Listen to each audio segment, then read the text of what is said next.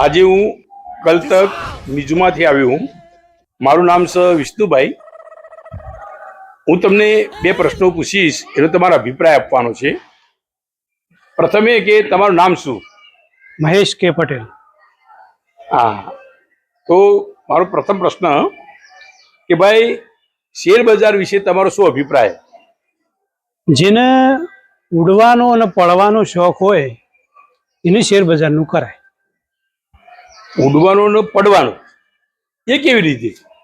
Share બજાર શરૂ થાય 9.5 ઘાટ આવે તો કરોડપતિ હોય, અને બંધ થાય 3.5 એટલે રોડપતિ હોય. હા?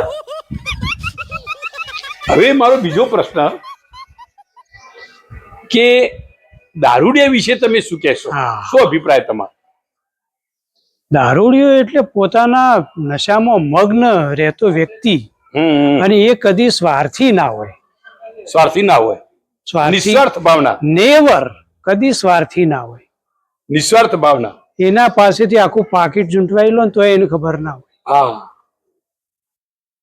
બીજું? સ્વાર્થી કેમ ના હોય?